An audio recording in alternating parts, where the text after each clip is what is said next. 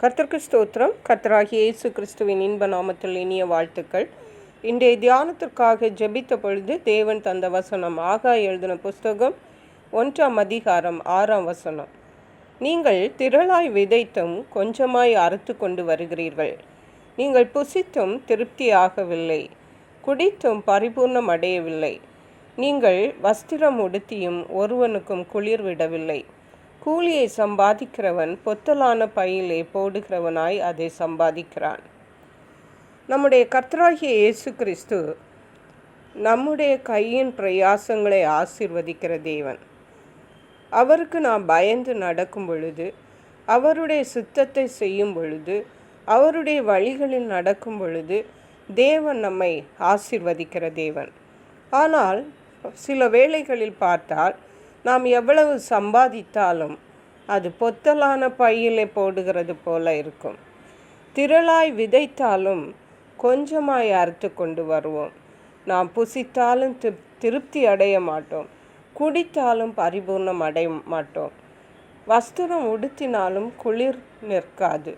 அந்த மாதிரி ஒரு சிச்சுவேஷனில் நாம் இருப்போம் என்றால் தேவன் சொல்லுகிறார் அடுத்த வசனத்தில், உங்கள் வழிகளை சிந்தித்து பாருங்கள் என்று சேனைகளின் கர்த்தர் சொல்லுகிறார். ஹல்லேலூயா. உங்கள் வழிகளை சிந்தித்து பாருங்கள் என்று. நம்முடைய இந்த குறைபாடுகள் எல்லாவற்றுக்கும் காரணம் நம்முடைய வழிகளில் ஏதோ ஒரு மிஸ்டேக் இருக்கிறது, குறைவு இருக்கிறது என்று தான் அர்த்தம் என்று தேவன் சொல்லுகிறார். இந்த கீழே உள்ள வசனங்களை வாசிக்கும் பொழுது, தேவனுடைய ஆலயம் பாழாய் இருக்கும் பொழுது நீங்கள் உங்கள் வீட்டிற்கு ஓடி போகிறீர்கள். அதனால தான் நான் உங்கள் வீட்டிலே நீங்கள் அறுத்து கொண்டு வருகிறது எல்லாவற்றையும் ஊதி போடுகிறேன் என்று 9ஆம் வசனத்திலே சொல்லுகிறார். அருமையான கர்த்தருடைய பிள்ளைகளே, நம்முடைய வீடுகளிலே குறைவுகள் இருக்கின்றால் நாம் நம்முடைய வழிகளை சோதித்து ஆராய வேண்டியது அவசியமாயிருக்கிறது. நாம் எதிலே தேவனுக்கு விரோதமாக பாவம் செய்கிறோம், குறைகளாக காணப்படுகிறோம் என்பதை நாம் சிந்தித்து பார்த்து அதை நாம் சரி செய்யும் பொழுது இந்த குறைவுகள் நம்மை விட்டு அகலும்.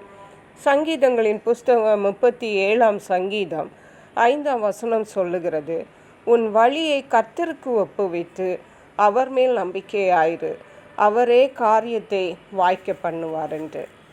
பிரியமான கர்த்தருடைய பிள்ளைகளே, நமக்கென்று நாம் வழிகளை நாம் தெரிந்தெடுக்கக்கூடாது.